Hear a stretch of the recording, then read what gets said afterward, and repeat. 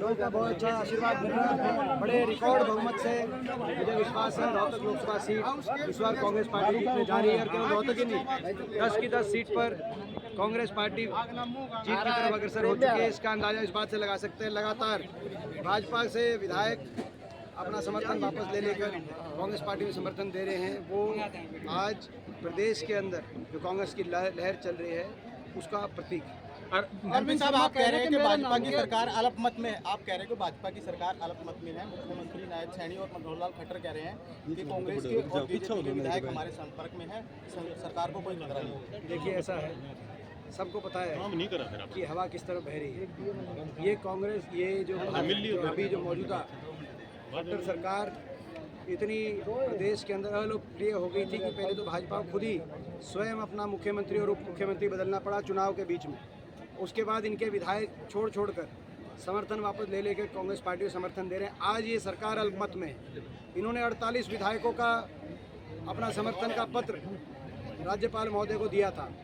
2 उनमें चुनाव लड़ रहे हैं। बाकी जो समर्थन वापस लेने के बाद इनके पास 42 विधायकों का सपोर्ट इस सरकार के पास है। 42 विधायक। और मैं ये कहूँ, और भी विधायक अभी आप देखना, हमारी संपर्क में और भी विधायक हैं। ये सरकार अभी आज अल्पमत में आ चुकी है। इनका नैतिक अधिकार, नैतिक जिम्मेदारी है कि इस्तीफा दें और निष्पक्षता से राष्ट्रपति शासन लग के चुनाव हरियाणा के अंदर ये नहीं करते तो गवर्नर साहब को राष्ट्रपति शासन की सिफारिश करनी चाहिए। 42 विधायकों की सरकार वो चुनाव के देखरेख के लिए नहीं हो सकती।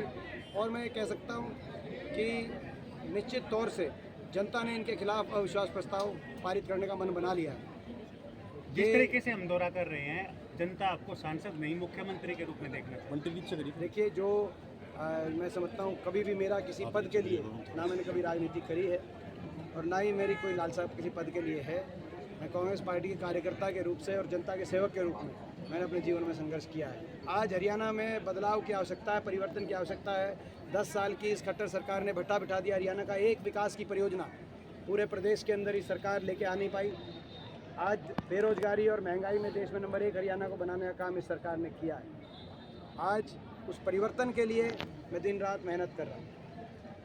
जिस तरीके से मेरा किसी पद के लिए कोई मेरा वो नहीं। रोहतक लोकसभा से अरविंद नाम के 2 नामांकन और दाखिल हुए। रोहतक लोकसभा से अरविंद नाम के 2 नामांकन और दाखिल हुए। वे कह रहे हैं कांग्रेस की चाल है ये बात।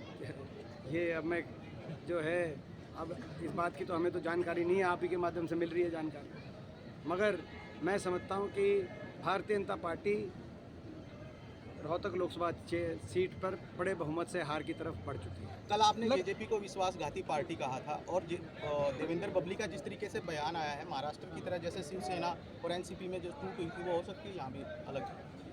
देखिए, ये इस पार्टी को जनाधार बचा नहीं है। जेजेपी पार्टी है, कोई जनाधार नहीं बचा। आप देख लेना, अभी चुनाव निश्चित है। और मैं ये कह सकता हूँ कि अगर ये सरकार को बर्खास्त नहीं किया गया या इन्होंने इस्तीफा नहीं दिया, 10 दिन के चुनाव की बात है, 10 कहते हैं 2 हफ्ते 3 हफ्ते की बात है।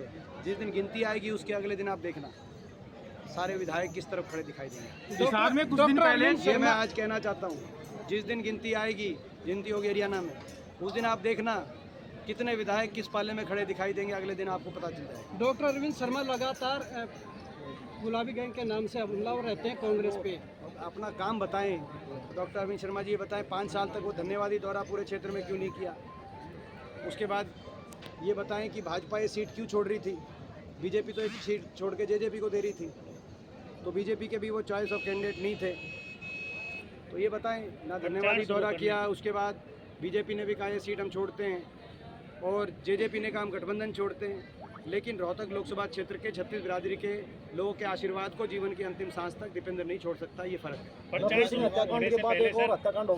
सीट सिर्फ कंफर्म मान ली थी कांग्रेस, अब सिर्फ 2 सीटों पर मैंने आपको कहा था 6 महीने पहले भाजपा का सर्वे था कि 1 सीट आ रही है रोहतक कांग्रेस पार्टी की। अब बीजेपी और 9 उसके बाद ये कहने लगे कि 3 आ रही हैं कांग्रेस की। फिर कहने लगे कि 4-5 आ सकती हैं अगर टिकट ठीक बटकी।